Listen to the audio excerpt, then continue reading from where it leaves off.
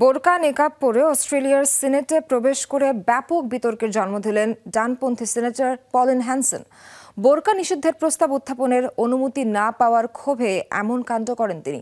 তার এই আচরণে বিশৃঙ্খলা সৃষ্টি হয় পার্লামেন্টের উচ্চকক্ষে। পলিনের বিরুদ্ধে ধর্ম অবমাননা ও বর্ণবাদের অভিযোগ তোলেন অন্যান্য আইন প্রণেতারা।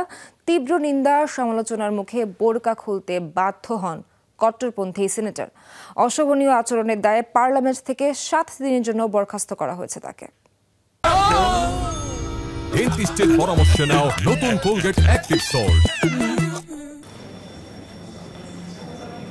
বোরকা নিকাব পরে সিনেট কক্ষে প্রবেশ, মুসলিমদের এই ধর্মীয় পোশাক নিষিদ্ধের দাবিতে বিতর্কিত এই কাণ্ড ঘটালেন অস্ট্রেলিয়ার one nation party senator Pauline Hanson. সোমবার পলিনের এই নাটকীয় প্রবেশ ঘিরে তোলপাড় শুরু হয় দেশটির পার্লামেন্টের উচ্চকক্ষে। মুসলিমদের ধর্মীয় পোশাক অবমাননায় ক্ষোভে ফুঁসে ওঠেন মুসলিম সহ অন্যান্য ধর্মের আইন প্রণেতারাও। শুরু হয় তুমুল হট্টগোল। এক পর্যায়ে স্থগিত করা হয় অধিবেশন।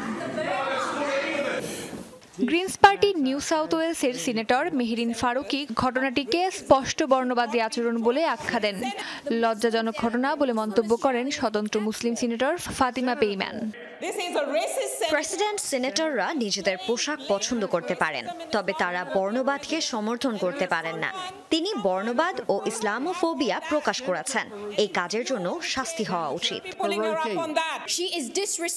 তিনি একটি বিশ্বাসকে অবমাননা করেছেন, পার্লামেন্টের বাইরের সকল মুসলিমকে অসম্মান করেছেন। এটি সম্পূর্ণরূপে অসাংবিধানিক, লজ্জাজনক। কেবল মুসলিম সিনেটররাই নয়, পলিনের আচরণে ক্ষুব্ধ অমুসলিমরাও। এই আচরণ অত্যন্ত বর্ণবাদী এবং বিপজ্জনক। এভাবে নির্দিষ্ট একটি ধর্মকে কটাক্ষ করা উচিত নয়। এ ধরনের আচরণ সিনেটের মর্যাদার সঙ্গে যায় না। সিনেটর পলিনকে যথাযথ পোশাকে ফিরতে নির্দেশ দেন পার্লামেন্ট প্রধান। এমন আচরণের দায়ে 7 দিনের জন্য বরখাস্ত করা হয় তাকে। পলিনের কর্মকাণ্ডে ক্ষুব্ধ অস্ট্রেলিয়ার সাধারণ মানুষও।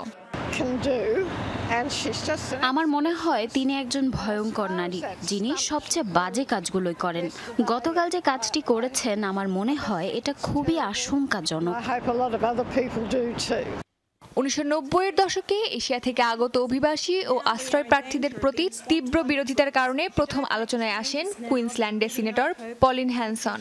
তিনি তার রাজনৈতিক ক্যারিয়ারে দীর্ঘদিন ধরেই বোরকার বিরুদ্ধে প্রচারণা চালাচ্ছেন। 2017 সালেও একইভাবে বোরকা পরে সিনেটে প্রবেশ করে আলোচনা জন্ম দিয়েছিলেন। অস্মিতা বিশ্বাস, যমুনা নিউজ।